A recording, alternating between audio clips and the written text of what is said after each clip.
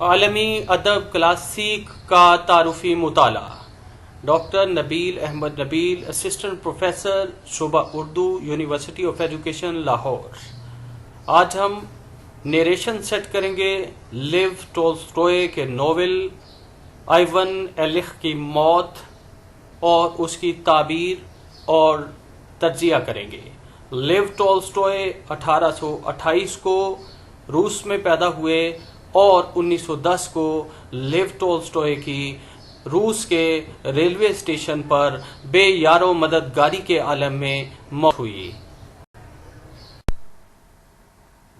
لیو ٹولسٹوئے کے ناول آئیون ایلخ کی موت کا نیریشن سیٹ کرنے سے پہلے وہ پس منظر آپ کے سامنے رکھنا چاہتا ہوں تاکہ آپ کو یہ اندازہ ہو کہ لیو ٹولسٹوئے سے پہلے کس طرح کے ادبی نظریات کار فرما تھے اور لیو ٹولسٹوئے نے کس طرح سے اس ادبی معاہدے کو منسوخ کر کے ایک نئے ادبی ایگریمنٹ، لٹریری ایگریمنٹ یا نئے ادبی معاہدے کو سیٹ کیا۔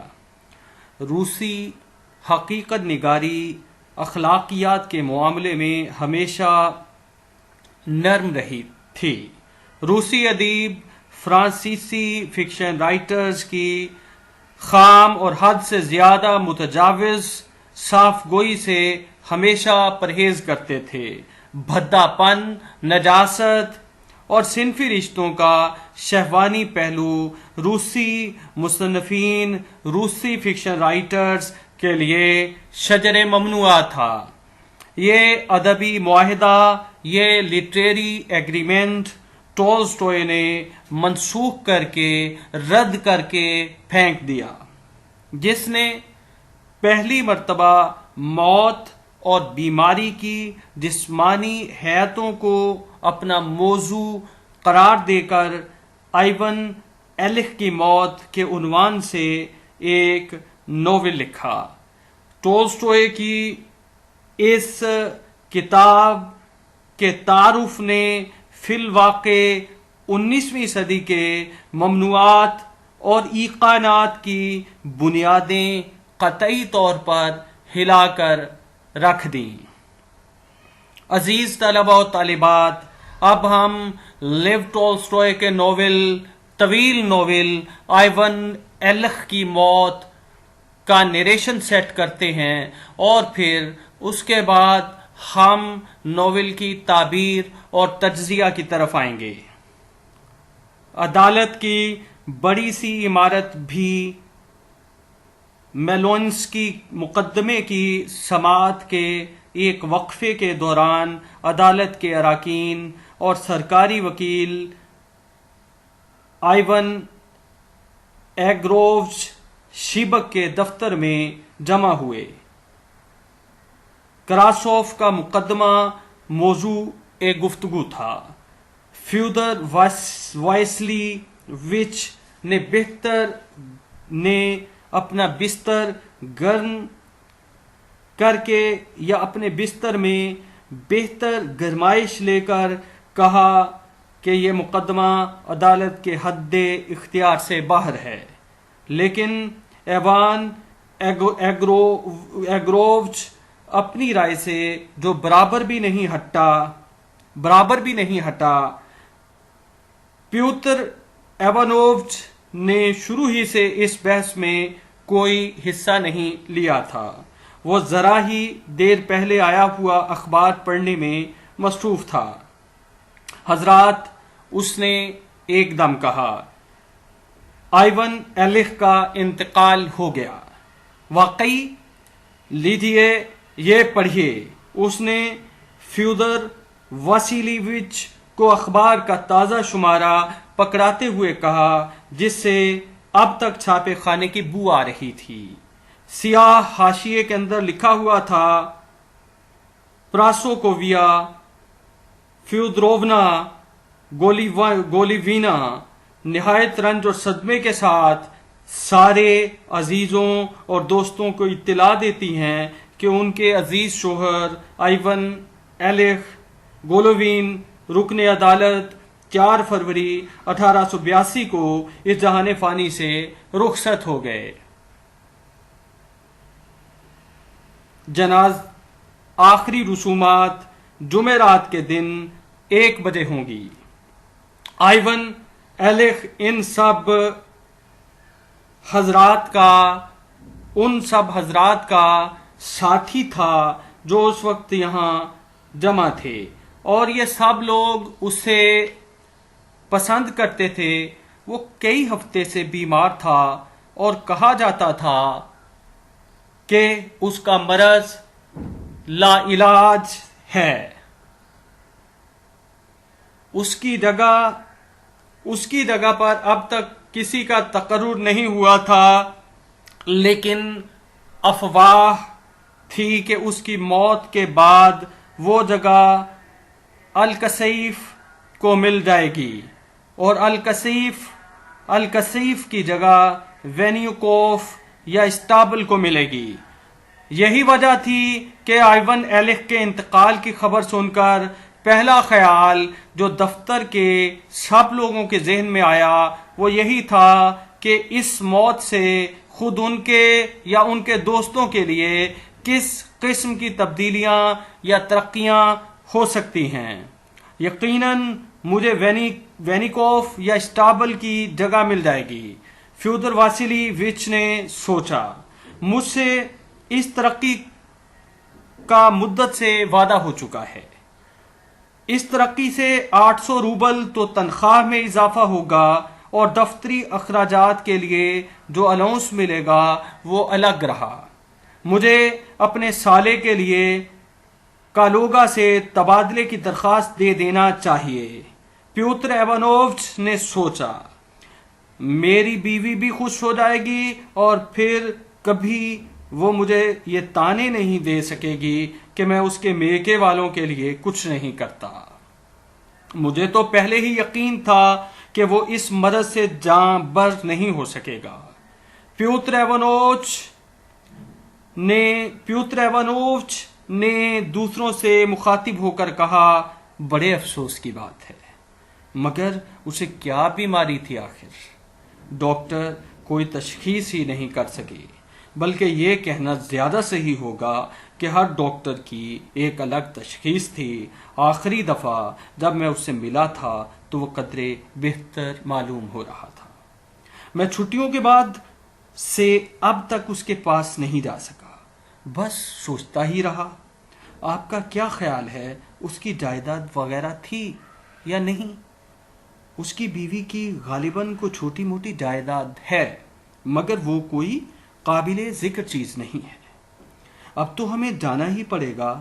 بے انتہا دور رہتے ہیں یہ لوگ، بے انتہا دور رہتے ہیں یہ لوگ۔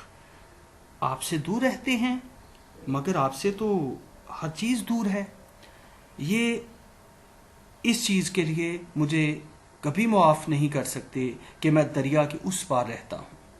پیوتر ایوانووچ نے شیبک کی طرف دیکھ کر مسکراتے ہوئے کہا۔ اس پر شہر کے مختلف حصوں کے فاصلوں کا ذکر چھڑ گیا۔ اس کے بعد وہ لوگ عدالت کے کمرے میں چلے گئے۔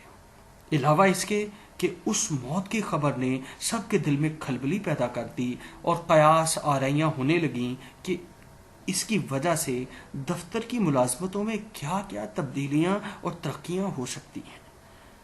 اتنے قریبی شناسہ کی موت سے اس لیے بھی ان میں سے ہر ایک کو کچھ خوشی سی ہوئی کہ مرنے والا وہ خود نہ تھا بلکہ اس کا دوست تھا۔ خوب، وہ مر گیا اور میں زندہ ہوں، ان میں سے ہر ایک نے سوچا یا محسوس کیا۔ آئیون ایلخ کے زیادہ قریبی شناساؤں یا نام نہاد دوستوں کو بے اختیار یہ خیال بھی آیا کہ اب انہیں رواج کے مطابق آخری رسومات میں شریک ہونے اور اس کے بعد بیوہ کے پاس تعزیت کے لیے جانے کا ناخوشگوار فرض بھی انجام دینا ہوگا۔ آئیون ایلخ کا فیودرو ایسلی اور پیوترا ایوانووچ سے زیادہ قریبی دوست اور کوئی نہیں تھا۔ پیوترا ایوانووچ آئیون ایلخ کا ہم جماعت رہ چکا تھا، اور اس کے علاوہ وہ ایک حد تک خود کو اس کا مرہون احسان بھی سمجھتا تھا۔ اس روز دوپہر کے کھانے پر اس نے اپنی بیوی کو آئیون ایلخ کی موت کی خبر سنائی اور یہ بھی بتایا کہ اب اس کے بھائی کا تبادلہ ہونے اور ان کے حلقے میں آنے کے امکانات پیدا ہو گئے۔ پھر معمول کے مطابق آرام کرنے کے بجائے وہ فر والا کوٹ پہن کر آئیون ایلخ کے گھر چلا گیا۔ جب وہ وہاں پہنچا تو 2 کرائے کی گاڑیاں اور ایک بند گاڑی پھاٹک پر کھڑی تھی۔ نیچے ڈیوڑی میں کھونٹیوں کے قریب چمکتی ہوئی سنہری ڈوریوں اور پھندنوں سے آراستہ تابوت کا ڈھکنا دیوار کے سہارے کھڑا تھا۔ سیاہ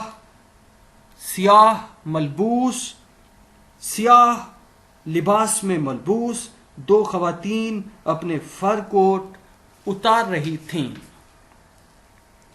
پیوترا ایوانووچ ان میں سے ایک کو جانتا تھا اور آئیون ایلخ کی بہن تھی، وہ آئیون ایلخ کی بہن تھی۔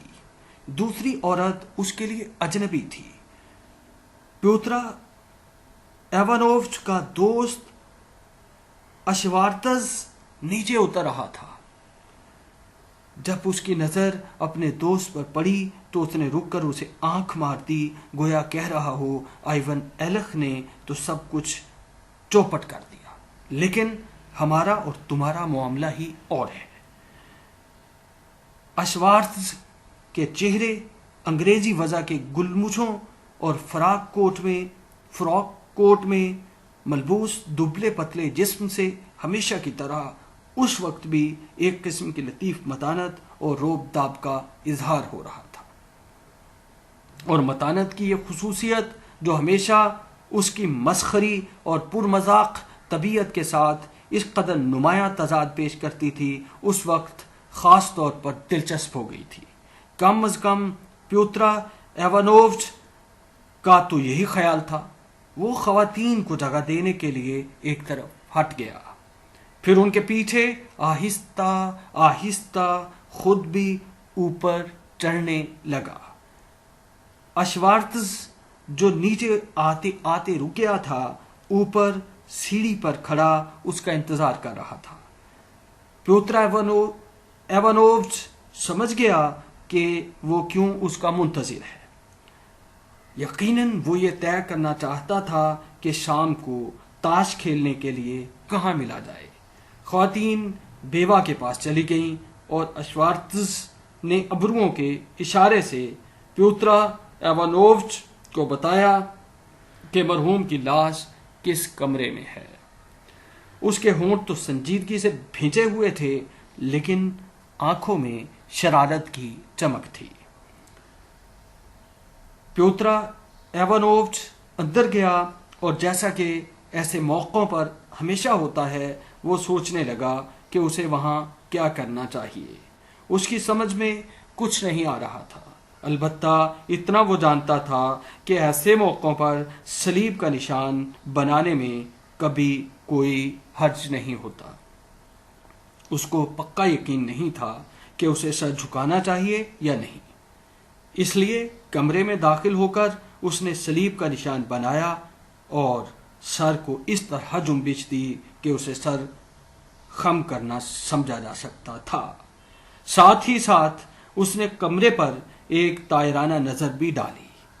2 نوجوان جو غالباً مرحوم کے بھانجے تھے اور ان میں سے ایک طالب علم تھا، باہر جاتے ہوئے اپنے اوپر صلیب کا نشان بنا رہے تھے۔ ایک بوڑھی عورت بے حس و حرکت کھڑی تھی اور ایک خاتون جس نے عجیب سے انداز سے بھویں چڑھا رکھی تھیں، اس سے کچھ کانا پھوسی کر رہی تھی۔ فر والے کوٹ میں ملبوس جوشیلا اور پرعزم نائب پادری اونچی آواز اور اس انداز میں کچھ پڑھ رہا تھا جس کے سامنے مخالفت کی مجال نہیں ہو سکتی تھی۔ خانسامہ گیرا سیم ہلکے پھلکے قدموں سے چلتا ہوا پیوترا ایوانووچ کے سامنے سے گزرا۔ وہ فرش پر کوئی چیز چھڑک رہا تھا۔ یہ دیکھ کر پیوترا ایوانووچ کو فوراً لاش کے سڑنے کی بو کا ہلکا سا احساس ہوا۔ جب وہ آخری دفعہ آئیون ایلک سے ملنے آیا تھا تو اس کے کمرے میں گیراسیم کو دیکھا تھا وہ مریض کی تیمارداری کیا کرتا تھا اور آئیون ایلک کو اس سے بہت لگاؤ ہو گیا تھا۔ پیوترا ایوانووچ برابر صلیب کے نشان بنا رہا تھا اور تابوت، نائب پادری اور کونے میں میز پر رکھی ہوئی مقدس شبیہوں کی طرف منہ کر کے بار بار ہلکے ہلکے سر جھکا رہا تھا۔ جب اسے یہ احساس ہوا کہ وہ صلیب کے نشان ضرورت سے زیادہ بنا رہا ہے تو اس نے ہاتھوں کی یہ جنبش روک دی اور لاش کی طرف دیکھنے لگا۔ سب لاشوں کی طرح یہ لاش بھی خاص طور پر بھاری معلوم ہو رہی تھی۔ سب مردوں کی طرح اس کے اکڑے ہوئے اعضاء بھی تابوت کے گدوں میں دھنسے ہوئے تھے۔ اس کا تکیے پر رکھا ہوا سر مستقل طور پر ذرا آگے جھک گیا تھا اور اس کی پیلی پیلی موم کی سی پیشانی، اندر کو دھسی ہوئی کنپٹیوں کے چمکتے ہوئے بال اور بڑی سی آگے کو نکلی ہوئی ناک جو اوپری ہونٹ کو دباتی ہوئی معلوم ہوتی تھی، یہ سب اعضاء خاص طور پر اسی طرح نمایاں تھے جس طرح ہر مردے کے نمایاں ہوتے ہیں۔ آئیون ایلک بہت بدل گیا تھا۔ جب پیوتر ایوانووچ نے اسے آخری دفعہ دیکھا تھا تو اس کے بعد سے اب وہ بہت دبلا نظر آتا تھا، لیکن جیسا کہ عام طور پر ہوتا ہے اس کے چہرے پر بھی زندگی سے زیادہ موت نے خوبصورتی اور سنجیدگی پیدا کر دی تھی۔ اس کے چہرے کی کیفیت زبان حال سے نمایاں ہو رہی تھی کہ جو کرنا چاہیے تھا وہ کر لیا گیا ہے اور اچھی طرح کیا گیا ہے۔ اس کے علاوہ چہرے کی یہ کیفیت زندوں کو ایک قسم کی ملامت یا یاد دہانی سی کرتی معلوم ہو رہی تھی۔ پیوتر ایوانووچ کو یہ یاد دہانی بالکل بے موقع معلوم ہوئی۔ کم از کم اس کا تو اس سے کوئی واسطہ نہیں تھا۔ اسے کچھ گھبراہٹ اور بے چینی سی ہونے لگی، سو اس نے جلدی سے ایک بار پھر صلیب کا نشان بنایا اور باہر چلا گیا۔ گو اسے محسوس ہوا کہ اس کی یہ عجلت اخلاق و آداب کے خلاف ہے۔ دوسرے کمرے میں پہنچ کر اس نے دیکھا کہ اشوارتز اس کا انتظار کر رہا ہے۔ وہ ٹانگیں پھیلائے کھڑا تھا اور پیٹھ کے پیچھے دونوں ہاتھوں میں ہیٹ لیے اس سے کھیل رہا تھا۔ اس صاف ستھرے نک سے درست اور پر مذاق شخص پر ایک ہی نظر ڈالنے سے اس کے اندر بشاشت اور زندگی کی لہر دوڑ گئی۔ پیوتر ایوانووچ کو اندازہ ہو گیا کہ یہ شخص ان سب چیزوں کے لیے بالا تر ہے اور افسردہ کن اور غم آگی تاثرات کے آگے ہتھیار ڈالنے کے لیے تیار نہیں تھا۔ اس کا پورا وجود زبان حال سے کہہ رہا تھا آئیون ایلک کی موت کا واقعہ ایسی کوئی خاص چیز نہیں ہے کہ اس کی وجہ سے ہم اپنی روزمرہ کی بیٹھک وغیرہ ملتوی کر دیں۔ کوئی چیز ہمارے آج شام کو مل کر بیٹھنے اور تاشوں کی ایک نئی گڈی کھولنے میں حارج نہیں ہو سکتی۔ حالانکہ آئیون ایلک کا ملازم ٹھیک اسی وقت تابوت کے چاروں طرف شمع سلگا رہا ہوگا۔ ویسے بھی یہ سوچنے کی کوئی وجہ نہیں ہے کہ یہ واقعہ ہماری آج شام کی تفریح میں کوئی کھنڈت ڈال سکتا ہے، اور اس نے کمرے سے گزرتے ہوئے پیوتر ایوانووچ سے زیر لب یہ سب باتیں کہہ بھی دیں اور فیودر واسیلیوچ کے یہاں تاش کھیلنے کے لیے آنے کو کہا۔ لیکن پیوتر ایوانووچ کی قسمت میں اس شام تاش کھیلنا نہیں لکھا تھا۔ موٹی ناٹی پر اس فیودروونا جس کے کولے شانوں کے مقابلے میں زیادہ چوڑے چکلے تھے، حالانکہ اس کی پوری کوشش یہ ہوتی تھی کہ اس کے برعکس دکھائی دے۔ سر سے پاؤں تک سیاہ لباس پہنے، سر پر لیس کا اسکارف ڈالے، تابوت کے پاس کھڑی ہوئی عورت تھی کیسے عجیب و غریب انداز میں بھویں چڑھائے اپنی خدمت گاہ سے باہر نکلی۔ اس کے ساتھ چند اور عورتیں بھی تھیں جن کو وہ تابوت والے کمرے تک لے گئی اور کہنے لگی دعا شروع ہونے والی ہے، اندر آ جائیے۔ اشوارتس نے کچھ مبہم سے انداز میں سرخم کیا اور چلتے چلے رک گیا۔ اس نے بیوہ کی دعوت نہ ٹھیک سے قبول کی نہ مسترد۔ پیوتر ایوانووچ کو پہچان کر پراسکوویا فیودروونا نے ایک ٹھنڈا سانس بھرا، سیدھی اس کے پاس آئی اور اس کا ہاتھ اپنے ہاتھ میں لیتے ہوئے کہنے لگی مجھے معلوم ہے کہ آپ ہمیشہ آئیون ایلک کے مخلص دوست رہے ہیں۔ یہ کہہ کر اس نے ایک موزوں جواب کی توقع میں پیوتر ایوانووچ کی طرف دیکھا۔ جس طرح پیوتر ایوانووچ جانتا تھا کہ اس کمرے میں اس سے صلیب کا نشان بنانے کی توقع کی جاتی ہے، اسی طرح یہ بھی جانتا تھا کہ اس موقع پر اسے بیوہ کا ہاتھ دبانا، ٹھنڈا سانس لینا اور یہ کہنا چاہیے میں آپ کو یقین دلاتا ہوں۔ اس نے یہی سب کچھ کیا اور کرنے کے بعد یہ محسوس کیا کہ وہ خاطر خواہ فضا پیدا کرنے میں کامیاب ہو گیا ہے۔ وہ بھی متاثر تھا اور بیوہ خاتون بھی۔ دعا شروع ہونے تک ذرا میرے ساتھ چلیے، مجھے آپ سے کچھ باتیں کرنا ہے، بیوہ نے اس سے کہا۔ لائیے اپنا بازو مجھے دیجیے۔ پیوتر ایوانووچ نے اسے اپنا بازو پیش کیا اور وہ دونوں مکان کے اندرونی حصے میں چلے گئے۔ جاتے ہوئے وہ اشوارتز کے سامنے سے گزرے جس نے افسوس بھری نگاہوں سے پیوتر ایوانووچ کو دیکھ کر آنکھ مار دی، گویا کہہ رہا ہو چوپٹ ہو گیا نا سارا تاش کا کھیل۔ خیر اب اگر ہم کسی اور کو ملا لیں تو برا مت ماننا، اور جب فرصت ملے تو تم 5ویں کھلاڑی ہو سکتے ہو۔ پیوتر ایوانووچ نے اور بھی زیادہ گہرے اور ٹھنڈے سانس بھرے اور پراسکوویا فیودروونا نے احسان مندی سے اس کا ہاتھ دبایا۔ اس کے گلابی کپڑے سے آراستہ ملاقاتی کمرے میں پہنچ کر جس میں فقط ایک لیمپ کی مدھم سی روشنی ہو رہی تھی، وہ دونوں میز کے پاس بیٹھ گئے۔ پراسکوویا فیودروونا نے تو صوفے پر بیٹھی اور پیوتر ایوانووچ ایک کمانیاں ٹوٹی نیچی سی چوکی پر جو اس کے بیٹھنے سے چرخ چوں کرنے لگی۔ پراسکوویا فیودروونا نے اسے بتانا چاہا کہ یہ چوکی استعمال نہ کرے، لیکن پھر سوچا کہ اس موقع پر یہ بات کہنا کچھ مناسب نہ ہوگا۔ چوکی پر بیٹھ کر پیوتر ایوانووچ کو یاد آیا کہ جب آئیون ایلک یہ کمرہ سجا رہا تھا تو اس نے گلابی پس منظر میں سبز پتوں والے کپڑے کے بارے میں اس سے صلاح لی تھی۔ صوفے پر بیٹھنے کے لیے میز کے پاس سے گزرتے وقت بیوہ کے سیاہ اسکارف کی لیس میز کی کندہ کاری میں الجھ گئی۔ یہ کمرہ فرنیچر اور چھوٹی چھوٹی آرائشی اشیاء سے اٹا پڑا تھا۔ پیوتر ایوانووچ اسے نکالنے کے لیے اٹھنے لگا تو بوجھ سے آزاد کمانیوں نے اسے دھکا سا دے دیا۔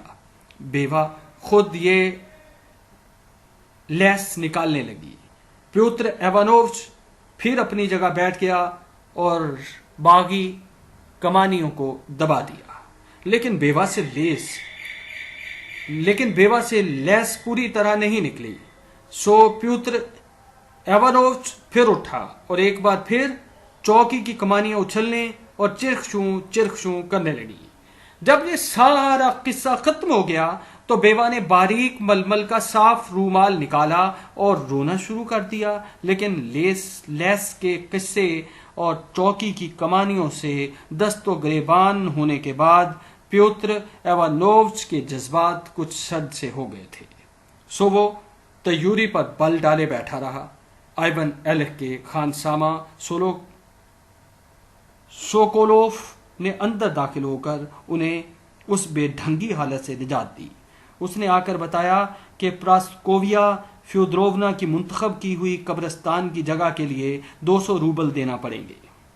بیوہ نے رونا بند کر کے پیوتر ایوانووچ پر ایک شہیدانہ سی نگاہ ڈالی اور فرانسیسی میں اس سے کہا کہ اس کے لیے یہ سب چیزیں بہت تکلیف دہ ہیں۔ پیوتر ایوانووچ نے اظہار ہمدردی کے طور پر پھر ٹھنڈا سانس بھرا۔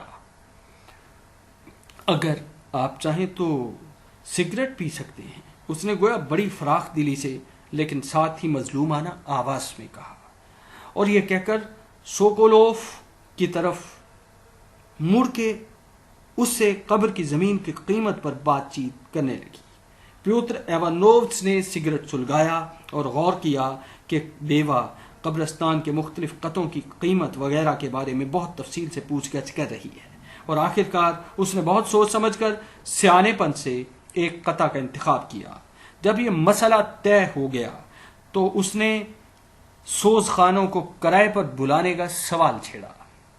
اس کے بعد سوکولوف باہر چلا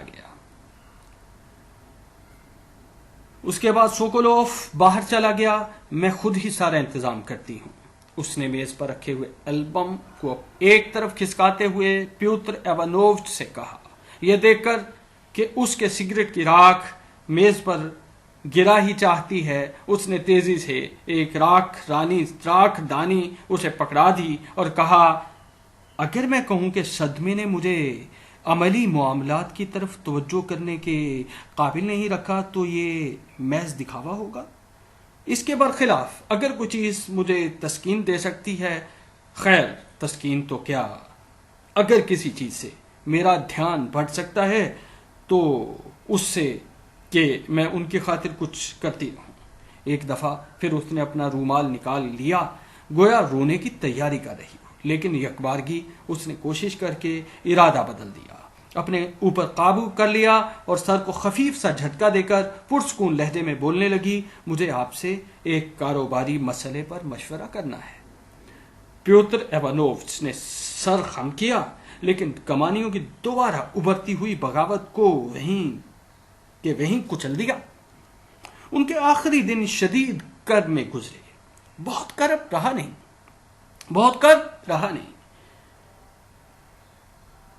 بہت تکلیف رہی انہیں۔ اس نے پوچھا، بے انتہا وہ آخری دنوں میں مسلسل چلاتے رہتے تھے، کئی منٹ تک نہیں بلکہ کئی گھنٹے تک۔ وہ 3 دن متواتر سانس تک لیے بغیر چلاتے رہے، ناقابل بیان حالت تھی۔ میری سمجھ میں نہیں آتا میں نے یہ سب کچھ کیسے برداشت کیا۔ ان کی چیخیں 3 کمرے ادھر تک سنائی دے سکتی تھیں۔ اوف، آپ نہیں جانتے میں نے کیا کچھ جھیلا ہے۔ کیا واقعی آخری لمحے تک ان کا حافظہ کام کرتا رہا تھا؟ پیوتر ایوانووچ نے پوچھا۔ ہاں، اس نے بے حد دھیرے سے جواب دیا، بالکل آخری وقت تک۔ مرنے سے صرف 15 منٹ پہلے انہوں نے ہم سب کو خدا حافظ کہا اور ہم سے درخواست کی کہ واسیہ کو باہر لے جائیں۔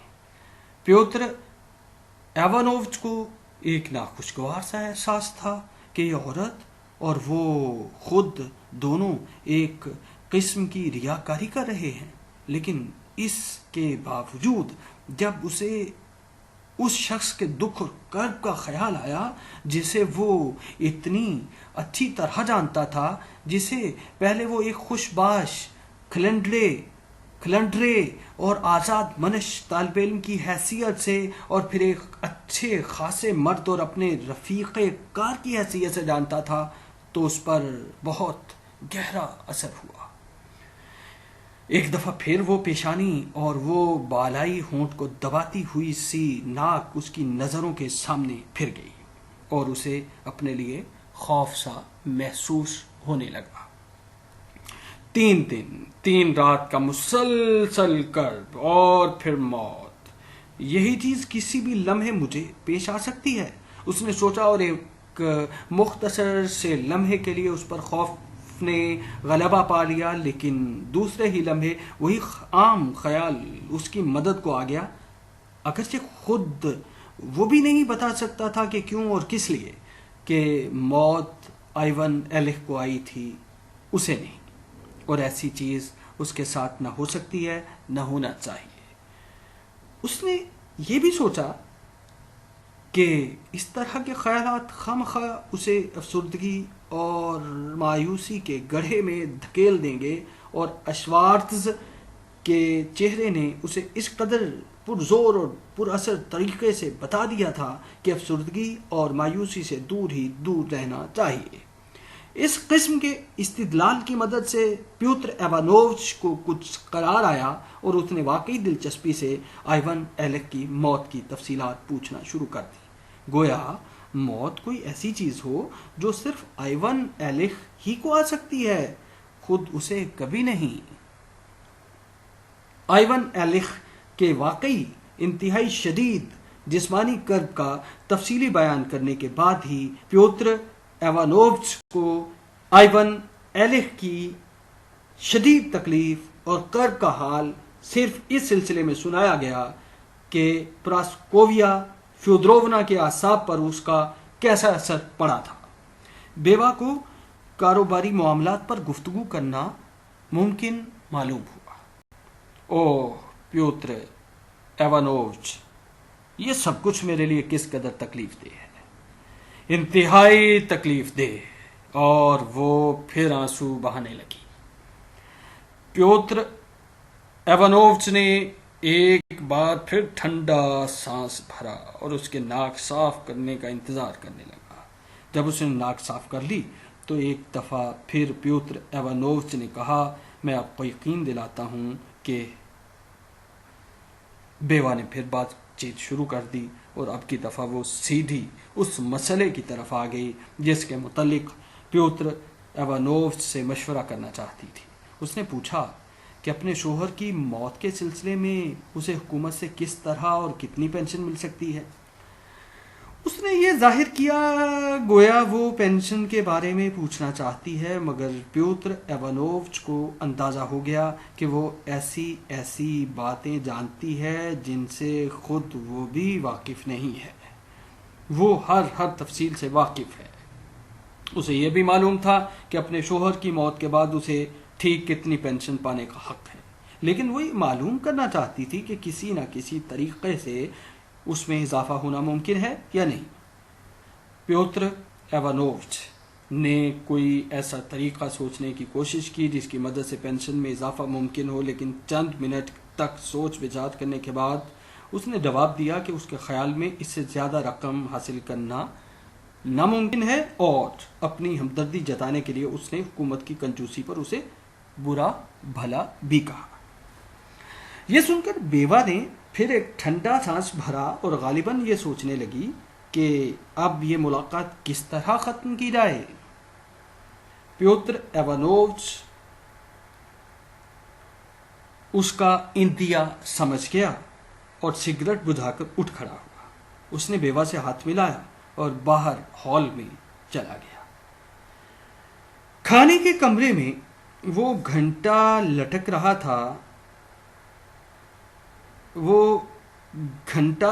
تھا جس کا اپنی پرانی چیزوں کے ذخیرے میں اضافہ کر کے آئیون ایلک بہت خوش ہوا تھا۔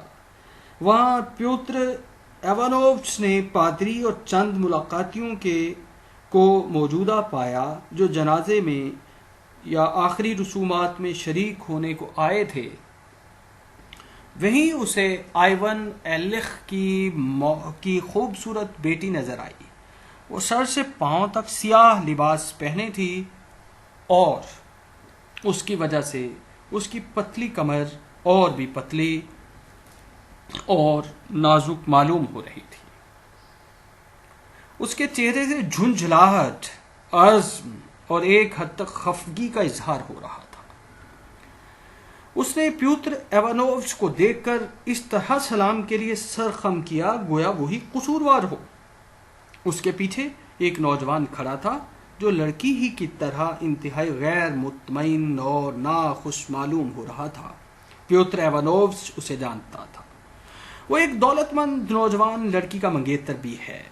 پیوتر ایوانووچ نے افسردگی سے سر خم کر کے سلام کا جواب دیا۔ وہ اس کمرے میں جانے ہی والا تھا جہاں تابوت رکھا تھا کہ اسے آئیون ایلک کا بیٹا زینے کے نیچے دکھائی دیا۔ وہ ہائی اسکول کا طالب علم تھا اور اپنے باپ سے بہت ملتا تھا۔ وہ آئیون ایلک کے لڑکپن کی ہو تصویر تھا۔ قانون کے اس طالب علم کی تصویر جسے پیوتر ایوانووچ اچھی طرح جانتا تھا۔ رونے کی وجہ سے اس کی آنکھیں لال ہو رہی تھیں اور ان میں وہی بات تھی جو زیادہ تر 13-14 سالہ گندے لڑکوں کی آنکھوں میں ہوتی ہے۔ پیوتر ایوانووچ کو دیکھ کر وہ شرما سا گیا اور تیوری پر بل ڈال لیے۔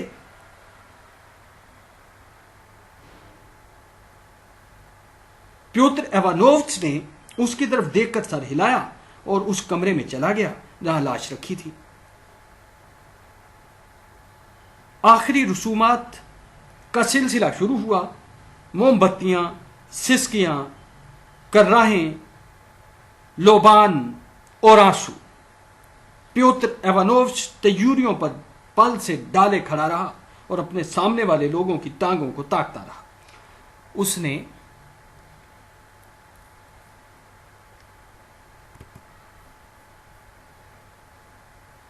نے ایک دفعہ بھی لاش یا کسی اور ایسی چیز کو نگاہ بھر کے نہیں دیکھا جو اس پر افسردگی کی کیفیت طاری کر سکتی تھی، اور تقریباً سب سے پہلے وہی کمرے سے باہر گیا۔ ہال میں کوئی نہیں تھا۔ گیراسیم دوڑتا ہوا اوپر سے آیا اور اپنے طاقتور ہاتھوں سے فر کوٹوں کے انبار میں پیوتر ایوانووچ کا کوٹ تلاش کرنے لگا۔ آخر اس نے کوٹ ڈھونڈ ہی نکالا اور اسے پہنانے لگا۔ کیوں گیراسیم؟ پیوتر ایوانووچ نے کچھ کہنے کی خاطر اس سے پوچھا۔ تمہیں افسوس ہوا؟ اللہ کی مرضی یہی تھی حضور، ہم سب کو ایک نہ ایک دن مرنا ہے، گیراسیم نے مسکرا کر جواب دیا۔ اس کے مضبوط دہقانی دانتوں کی پوری سفید بتی سی نظر آنے لگی۔ پھر اس نے ایک مصروف شخص کی سی تیزی سے دروازہ کھولا، زور سے کوچوان کو پکارا، پیوتر ایوانووچ کو گاڑی میں سوار کرایا اور دوڑتا ہوا زینے پر چڑھنے لگا جیسے اپنے لیے کوئی اور کام ڈھونڈنے کو بے قرار ہو۔ پیوتر ایوانووچ کو لوبان، لاش اور کاربولک ایسڈ کی بو کے بعد تازہ ہوا میں سانس لینا خاص طور پر خوشگوار معلوم ہوا۔ کہاں چلوں؟ کوچوان نے پوچھا۔ ابھی زیادہ دیر نہیں ہوئی، میں ذرا دیر کو فیودر واسیلیوچ کے پاس جاؤں گا۔ اور وہ روانہ ہو گیا۔ وہاں پہنچ کر اس نے دیکھا کہ ان لوگوں نے پہلی بازی بس اسی وقت ختم کی ہے، سو وہ اطمینان سے اگلی بازی میں 5واں کھلاڑی ہو گیا۔ آئیون ایلک کی جیون کہانی انتہائی سادہ، معمولی اور ساتھ ہی انتہائی خوفناک تھی۔ قانونی کونسل کارکن آئیون ایلک 45 سال کی عمر میں موت سے ہمکنار ہوا۔ وہ ایک سرکاری افسر کا بیٹا تھا جس نے متعدد اور مختلف وزارتوں اور محکموں میں ملازمت کر کے اپنے لیے اس قسم کا کریئر بنا لیا تھا جو آدمی کو آخر کار ایک ایسے عہدے پر لے آتا ہے جہاں سے اسے ملازمت کی طویل مدت اور اونچے مرتبے کی وجہ سے برطرف کرنا ناممکن ہو جاتا ہے۔ حال کے بات بالکل صاف ہوتی ہے کہ وہ کوئی ایسا کام نہیں کر سکتا جو واقعی کسی قسم کی اہمیت کا حامل ہو، لہذا اسے کوئی نہ کوئی فرضی جگہ دے دی جاتی ہے، لیکن تنخواہ بالکل فرضی نہیں ہوتی۔ وہ 8-10 ہزار روبل کی ٹھوس تنخواہ پر بڑے مزے سے بڑھاپے تک زندہ رہتا ہے۔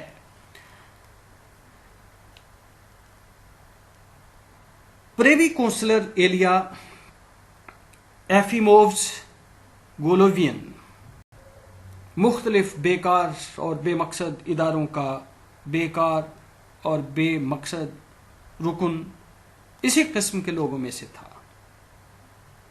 اس کے 3 بیٹے تھے جن میں سے ایک آئیون ایلخ منجھلا تھا۔ بڑے بیٹے نے اپنے لیے بالکل اپنے باپ کا سا کریئر بنایا، بس فرق یہ تھا کہ اس کو ایک مختلف وزارت میں ملازمت ملی تھی۔ بہت جلد وہ ملازم کی اس عمر کو پہنچنے والا تھا جب مفت کی تنخواہ ملتی ہے۔ تیسرا بیٹا زندگی کی دوڑ میں ناکام رہا۔ وہ کئی محکموں میں بدنام ہونے کے بعد اب ریلوے کے محکمے میں کام کرتا تھا۔ اس کا باپ، بھائی اور خاص طور پر بھاویجیں سب اسے ملنے سے کتراتے تھے، اور اگر کوئی شدید ضرورت ہو تو دوسری بات ہے، ورنہ عام طور پر اس کے وجود کو بھولے ہی رہتے تھے۔ بہن کی شادی بیرن گریف سے ہوئی تھی، جو اپنے خسر کی طرح سینٹ پیٹرز برگ ٹائپ کا سرکاری افسر تھا۔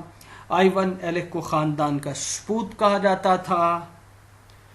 وہ نہ تو بڑے بھائی جتنا روکھا سوکھا اور رسم پرست تھا، اور نہ ہی چھوٹے بھائی جیسا لاابالی اور نا عاقبت اندیش۔ وہ ان دونوں کے بین تھا، ذہین، خوشباش، زندہ دل اور معقول۔ وہ اور اس کا چھوٹا بھائی دونوں قانون کے طالب علم تھے، لیکن چھوٹے بھائی نے تعلیم ختم نہیں کی کیونکہ وہ 5ویں درجے میں تھا کہ اس کو اسکول سے نکال دیا گیا۔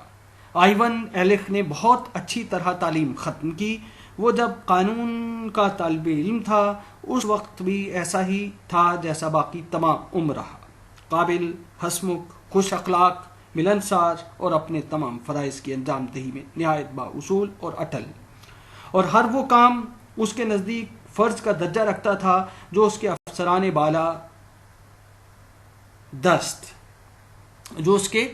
افسران بالادست یہ کہہ کر اس کے سپرد کرتے تھے کہ یہ اس کے فرائض میں داخل ہے۔ وہ خوشامدی اور چاپلوس تو کبھی نہیں تھا، نہ بچپن میں نہ اس کے بعد، لیکن لڑکپن ہی سے وہ اس طرح اپنے سے اونچے لوگوں کی طرف کھینچتا تھا جس طرح پروانہ شمع کی طرف۔ وہ ہمیشہ ان لوگوں کے طور طریقے، خیالات اور نظریے اپنا لیتا تھا اور ان سے دوستانہ تعلقات قائم کر لیتا تھا۔ اس کے بچپن اور لڑکپن کے تمام ولولے ہوا ہو گئے تھے۔ کبھی اس نے اپنی شہوانی خواہشات کی تسکین اور عیاشی میں بھی وقت گزارا تھا، اور اپنی طالب علمی کے آخری زمانے میں آزاد خیالی کی طرف بھی رجوع ہوا تھا، لیکن یہ سب کچھ جبلت کی مقرر کی ہوئی حد اعتدال کے اندر ہی اندر تھا۔ اپنی طالب علمی کے زمانے میں اس نے ایسی حرکتیں کی تھیں جو اس وقت اسے نہایت گھناؤنی اور مکروہ معلوم ہوتی تھیں، اور اسے خود اپنے آپ سے نفرت ہونے لگی تھی۔ لیکن بعد میں جب اس نے دیکھا کہ سماج کے بڑے بڑے ستون بغیر کسی قسم کی جھجک یا رکاوٹ کہ یہی سب حرکتیں کرتے ہیں تو وہ بھی انہیں بھول بھال گیا۔ وہ انہیں اچھا تو اب بھی نہیں سمجھتا تھا، لیکن اب ان گناہوں کی یاد اپنے ساتھ ضمیر کے کچوکے نہیں لگاتی تھی۔ جب اس نے قانون کی تعلیم مکمل کر لی اور اس کے باپ نے اسے ضروری ساز و سامان کی تیاری کے لیے کچھ رقم دی تو آئیون ایلخ نے شارمر کی دکان پر چند سوٹوں کا آرڈر دیا، اپنے کوٹ کے پلے پر ایک تمغہ چسپاں کیا جس پر ریسپائس فینم اپنے انجام سے غافل نہ ہو کندہ تھا۔ ہیڈ ماسٹر سے رخصت ہوا اور ٹھاٹ سے اپنے دوستوں کے ساتھ 2 نان ریستوران میں دعوت اڑائی، پھر بہترین دکان سے خریدا ہوا شیو اور سنگار کا سامان، بستر، کپڑے، نئے اور فیشنیبل تھیلے اور سوٹ کیس وغیرہ لے کر ایک صوبائی شہر کے لیے روانہ ہو گیا تاکہ وہاں جا کر حاکم صوبے کے مخصوص سیکرٹری کا عہدہ سنبھالے جو اس کے باپ کی مدد سے اسے ملا تھا۔ آئیون ایلخ نے جاتے ہی اس شہر میں بھی اپنے لیے اسی قدر آرام دہ اور خوشگوار زندگی بنا لی جیسی وہ طالب علمی کے زمانے میں گزارتا تھا۔ وہ کام بھی کرتا تھا، اپنا کیریئر بنانے کی فکر بھی کرتا تھا، اور ساتھ ہی خوشگوار اور معقول قسم کی تفریحیں بھی کرتا تھا۔ کبھی کبھار وہ اپنے افسر بالادست کے سپرد کردہ کام سے دیہات بھی جاتا تھا اور ان موقعوں پر اپنے بالادستوں اور ماتحتوں سب کے ساتھ نہایت وقار اور رکھ رکھاؤ سے پیش آتا تھا۔ وہ ہمیشہ اپنے سپرد کیے جانے والے فرائض اتنی باقاعدگی اور ایمانداری سے بجا لاتا تھا کہ اس چیز پر اس کا نازاں ہونا بجا تھا۔ ان موقعوں پر اسے عام طور پر مذہبی اصلاحوں کے مخالفوں سے سابقہ پڑتا تھا، باوجود اس کے کہ وہ نوجوان اور سیر و تفریح کا رسیہ تھا۔ سرکاری فرائض کی انجام دہی کے وقت وہ بھی انتہا کم آمیز اور رسمی بلکہ سخت اور بے لوچ ہو جاتا تھا، لیکن سوسائٹی میں وہ ہمیشہ خوش مزاج اور خوش باش، ہنسمکھ اور خوش اخلاق رہتا تھا، اور اس کی باتیں ظرافت سے پر ہوتی تھیں، جیسا کہ اس کا افسر کی بیوی جن کے گھر اس کا آنا جانا تھا کہا کرتے تھے۔ وہ بون انفنٹ نیک دل اور اچھا لڑکا تھا۔ اس صوبائی شہر میں متعدد خواتین میں سے ایک سے کچھ اس کے تعلقات بھی ہو گئے تھے، جو اس باں کے سجیلے نوجوان وکیل کے آگے پیچھے پھرتی رہتی تھی۔ اس کے علاوہ ایک درجن سے بھی کچھ معاملہ چل چکا تھا۔ باہر سے آنے والے افسروں کے ساتھ مے نوشی کی محفلیں بھی جمتی تھیں، اور ایک دور دراز کی سڑک کے بالا خانے کی سیریں بھی ہوتی تھیں۔ وہ اپنے افسر اور اس کی بیوی کی بھی بڑی خوشامد اور تعریف کرتا تھا، لیکن یہ ساری باتیں وہ اس قدر معقول اور باعزت طریقے سے کرتا کہ ان پر حرف رکھنا مشکل تھا۔ یہ سب کچھ فرانسیسی کہاوت کے مطابق ہے، یہ سب صاف ستھرے ہاتھوں سے، صاف ستھرے کپڑوں میں اور فرانسیسی الفاظ کے ساتھ کیا جانا چاہیے تھا، اور سب سے بڑی بات یہ کہ اونچی سوسائٹی میں کیا جاتا تھا، جس کا مطلب یہ تھا کہ اسے ارباب حل و عقد کی پسندیدگی اور خوشنودی حاصل تھی۔ آئیون ایلخ 5 سال تک اس عہدے پر رہا۔ اس کے بعد قانون میں کچھ تبدیلیاں عمل میں آئیں، نئی عدالتیں قائم ہوئیں اور نئے لوگوں کی ضرورت پیش آئی۔ آئیون ایلخ بھی ان نئے لوگوں میں سے ایک بن گیا۔ اسے میجسٹریٹ کی جگہ پیش کی گئی اور اس نے یہ پیشکش قبول کر لی، حالانکہ اس کا مطلب تھا ایک اور صوبے میں جانا، اپنے موجودہ تعلقات سے الگ ہونا اور نئے سرے سے تعلقات اور رسم و راہ پیدا کرنا۔ آئیون ایلخ کو ایک رخصتی دعوت دی گئی۔ اس کے دوستوں نے اس کے لیے ایک گروپ فوٹو تیار کروایا اور اسے ایک چاندی کا سگریٹ کیس تحفے میں دیا۔ اس کے بعد آئیون ایلخ اپنا نیا عہدہ سنبھالنے کے لیے روانہ ہو گیا۔ عزیز طلباء و طالبات، میں آپ کو سجیسٹ کروں گا کہ لیو ٹولسٹائے کے ناول دی ڈیتھ آف آئیون ایلخ کا مطالعہ ضرور کیجیے۔ اس کا باقی کا نیریشن اگلے لیکچر میں سیٹ کریں گے، اور پھر اگلے لیکچر کے ساتھ ساتھ اس ناول کے نیریشن کے اختتام پر ہم اس ناول میں موجود، اس ناول میں آنے والے کرداروں کا سائیکو اینالیٹیکل کریٹیسزم اور دیگر تنقیدی تھیریز کی مدد لیتے ہوئے مطالعہ اس انداز سے کریں گے کہ مذکورہ ناول کا انالیسس ہو سکے اور مذکورہ ناول کی سہولت کے ساتھ تعبیر کے عمل کو ممکن بنایا جا سکے۔